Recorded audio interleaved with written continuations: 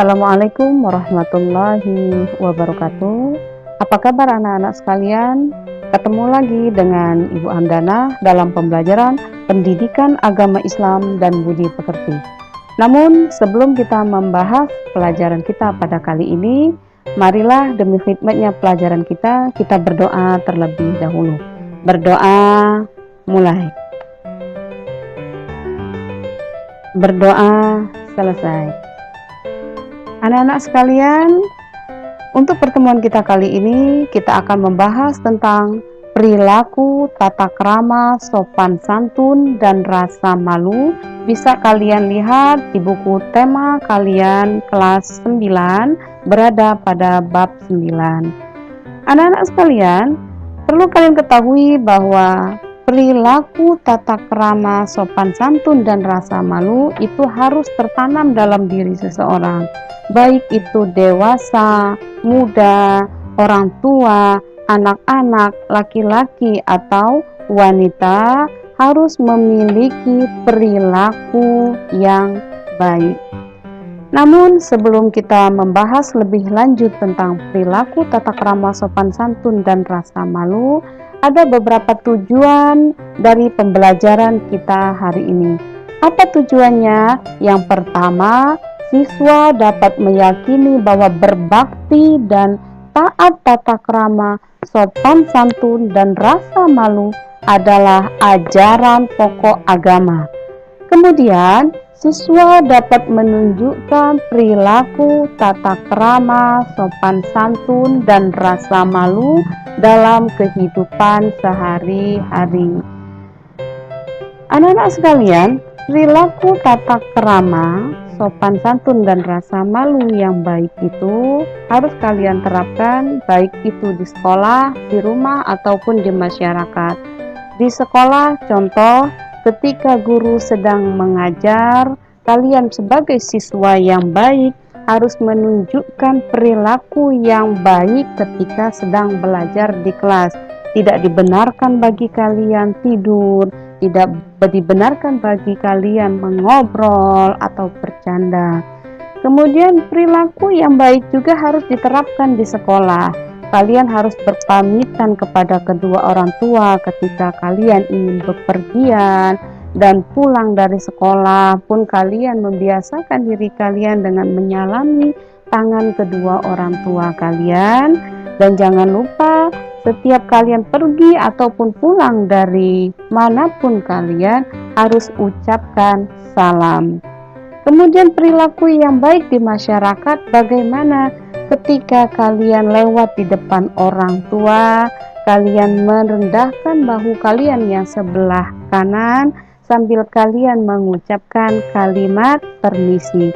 Itu adalah perilaku-perilaku yang baik yang harus kalian terapkan baik di lingkungan sekolah, di masyarakat, ataupun di lingkungan rumah.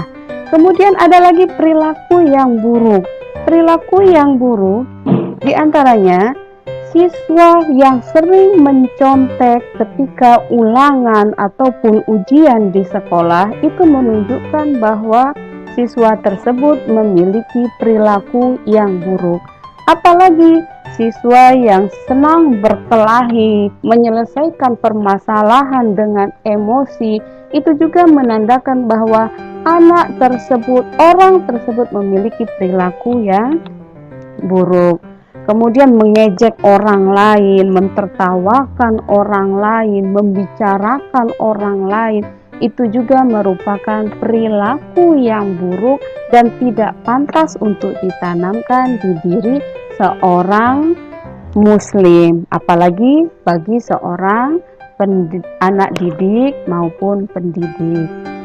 Anak-anak sekalian, perlu kalian ketahui bahwa tata krama pada dasarnya adalah sama dengan sopan santun, yakni adab dalam berperilaku dan berucap yang sifatnya terpuji. Jadi, dua hal yang dinilai oleh orang lain yang ada pada diri kita. Apa itu? Perilaku dan cara berbicara. Ketika kita berperilaku yang baik, bicara kita juga baik, sopan, maka orang akan menilai bahwa diri kita memiliki perilaku yang baik. Tidak harus tertanam pada diri seorang anak, tidak harus tertanam pada diri seorang tua. Semua itu harus tertanam pada semua makhluk hidup yang berakal, yaitu manusia. Kenapa harus tertanam? Karena itu merupakan perilaku yang terpuji. Bahkan dalam hadis riwayat Al-Hakim dikatakan bahwa malu dan iman itu bergandengan bersama. Bila salah satunya diangkat, maka yang lain pun akan terangkat. Maksudnya adalah jika kita memiliki rasa malu, maka iman pun ada pada diri kita. Namun sebaliknya, jika kita tidak memiliki rasa malu, berarti iman pun sudah tidak tertanam pada diri kita. Jadi kedua hal itu tidak bisa dipisahkan. Dua hal itu harus saling bergandengan. Kemudian anak-anak sekalian, berikut adalah contoh perilaku tata krama dan juga sopan santun. Yang pertama adalah berucap yang baik, penuh kasih sayang kepada orang tua, tetangga, teman, kerabat, dan lain sebagainya. Yang kedua, tidak memotong pembicaraan, menunjukkan antusiasme saat seseorang berucap, dan lain sebagainya. Yang ketiga, mengucapkan salam saat bertemu, mencium tangan orang tua, menjabat tangan tetangga, atau melambaikan tangan pada teman dan sejawat saat bertemu, dan lain sebagainya.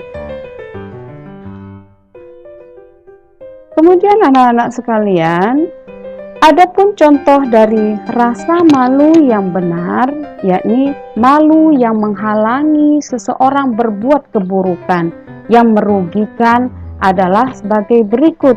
Yang pertama, malu berbuat maksiat. Yang kedua, malu menjadi seorang pemalas. Yang ketiga, malu berpakaian tidak sopan di depan banyak orang. Yang keempat, malu jika ibadahnya diketahui orang lain. Dan masih banyak lagi yang lainnya. Jadi jika 4 hal ini paling tidak kita terapkan dalam diri kita, maka perilaku kita yang baik akan kita tunjukkan kepada orang lain. Bahkan dalam sebuah hadis Al-Bukhari dikatakan, jika engkau tidak malu, maka berbuatlah sesuka hatimu. Jadi intinya, orang yang sering melakukan perbuatan-perbuatan yang tidak baik, itu penyebab utamanya adalah karena sifat malu yang ada di dalam dirinya sudah berkurang, atau bisa dikatakan tidak ada rasa malu di dalam dirinya.